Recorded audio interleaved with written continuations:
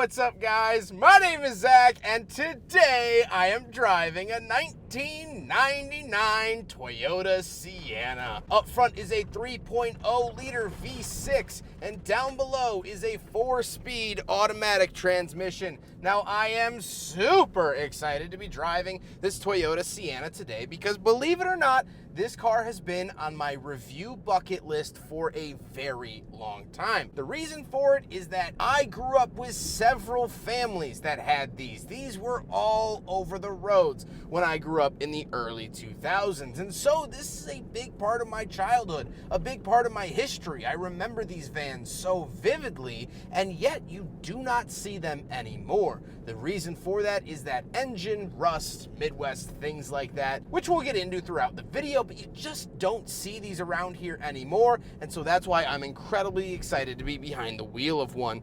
But if you would like to submit your own vehicle and have it reviewed here on the channel, you can head on over to my website, zackpradel.com/submit. It's a quick and easy submission form. It takes under a minute to fill out, and I come out to you. And if you'd like to see all my videos weeks or sometimes months in advance, you can head on over to my Patreon for only $5 a month. But let's get back to that 3.0-liter V6 under the hood. Well, that was the only engine offered in the first generation of Sienna. Now, this isn't the first van to come from Toyota.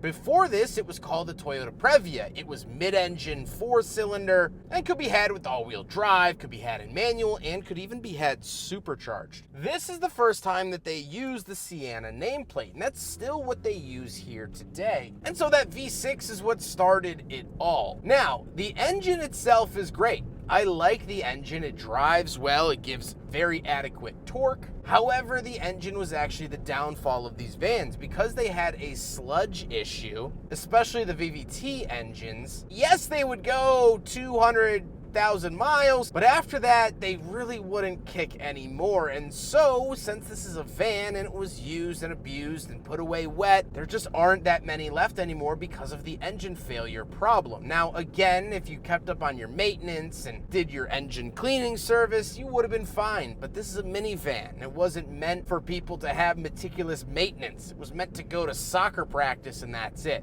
So you see those issues crop up. Like I said, paired to it is a 4-speed automatic. Interestingly enough, this was a rather unproblematic part of the drivetrain, even though a lot of 4-speed autos at this time were having issues like over at Honda and Acura. And last but not least, this is front-wheel drive. They dropped the all-wheel drive availability from the Previa when they moved to the Sienna. However, the later generations did reaccompany back in all-wheel drive. So how does it feel to drive the Toyota Sienna? Well, it drives much like a minivan. Visibility is good, seating position is good. The ride quality is a little bit hard. You definitely would have gotten a better driving experience out of a Chrysler Town & Country at the time, but you would have paid more money for it. So it kind of comes with the territory. All of the controls are very light and easy. The steering isn't too hard, the gas isn't too touchy, so pretty much anyone who's anyone is going to be able to drive it. With that stuff out of the way, let's talk about the interior. Well, in front of me, I have 4 gauges. Off to the left is my coolant temperature and tachometer,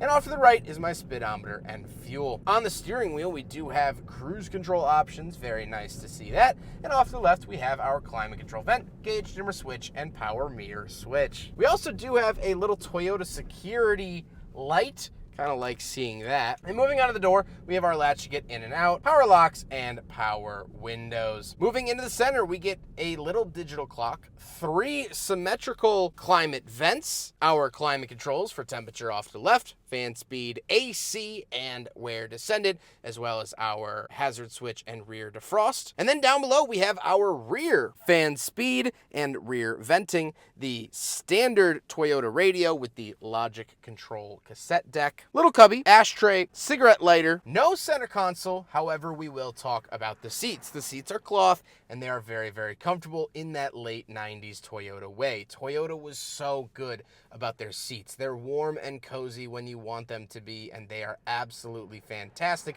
whether that be the late 90s Corolla, late 90s Camry, or even here in the Sienna. Now, one thing that is interesting is that you do have fold-down cup holders on the insides of the front 2 seats, so we will do a big friggin' bottle test, and just as I was dreaming, it does in fact pass the big friggin' bottle test. However, we must now jump into the back and do some backseat reviews. All right, getting in the back of the first gen Sienna, somewhere I haven't been in probably, I don't know, at least 15 years. Something I do want to note, the grab handle to open and close the door, it's this big chunky button on the door. Love that. And this does have dual rear sliding doors. So in the early 90s, they would only have it on the passenger side. This was for crash safety, rigidity, so a kid doesn't run into traffic. I guess they gave up on that, or they found a way around it or something, because then every minivan by the end of the 90s actually had dual sliding doors. We also do get big cup holders for bottles in the doors. The seats are comfortable. We have cup holders on the insides of the seats, just like the ones found up front. I have good headroom. I have climate controls over here for temperature and fan speed. Love to see that. We have climate vents in the roof.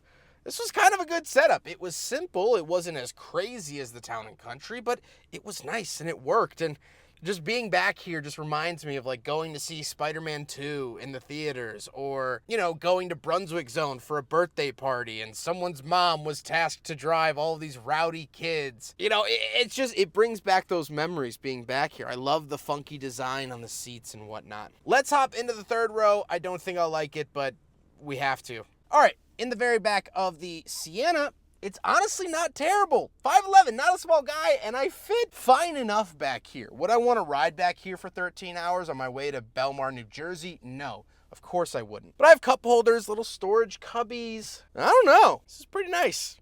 It's not bad at all. Let's hop into the very back. We'll take a quick look at the trunk and cargo space, and then we'll talk about the looks. All right, around the back of the Sienna LE, big chunky button right here. And there we go. Now, we can apparently remove the seats according to these stickers, and that tells you how to do that. We also do get a giant cubby over here for the jack and whatnot. Little light, love to see that, but otherwise nothing too crazy. So very nice to see. That is the rear trunk space of the Sienna, the first gen Sienna at least, which I would say works out pretty well. Now we gotta talk about the looks, and I don't think that the first gen Sienna is quite the looker. I don't think it's that interesting. It's very blobby, however, this is quite the epitome of macaroni styling. Macaroni styling is a term that I coined, referring to mushy, blobby styling in cars, but it also gives you that warm sense of nostalgia, like a warm bowl of mac and cheese growing up. This really brings me back to my early childhood days because, like I said, every family on the block had one of these, and so that's why I love seeing them out and about, because it brings back those memories, but I don't think it won any design awards. With all of that being said, let's get on to my final thoughts. What do I think driving the 1999 Toyota Sienna, a vehicle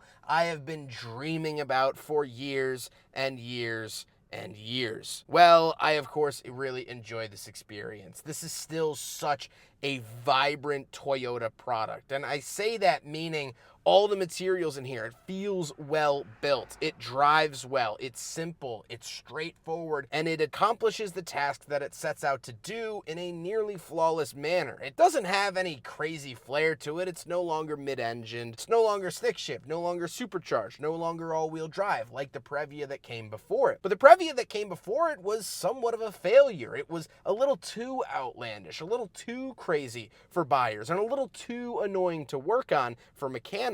This is the van that didn't chase that art degree. This is the van that went to business school, got a business degree, and started a business. This followed a very cookie cutter path. This wasn't breaking any new ground. It wasn't crazy that it had a V6. Most minivans at the time had a V6. It wasn't crazy that it had two sliding doors. By the late 90s, that was standard practice. Nothing in here blows me away or is extra interesting for any reason. But because of all that, because it did it so well, that's why it solidified its place in every person's driveway.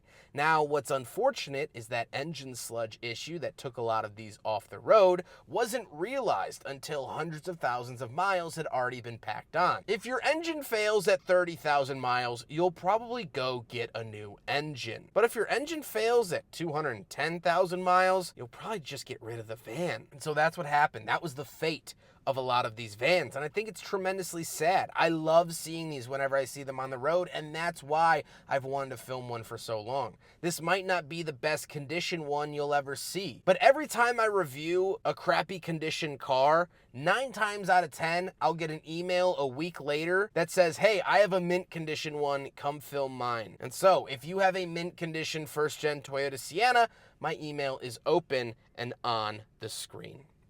I hope you guys enjoyed the video. Huge thank you to Carl for letting me borrow his first generation Toyota Sienna for today's video. Carl is absolutely wonderful. He's helped the channel with so many cars in the past. He keeps expanding his fleet, and this is the most recent addition to that fleet. But I hope you guys enjoyed the video. Don't forget to rate the video, comment on the video, and subscribe if you really liked it. Take care, guys.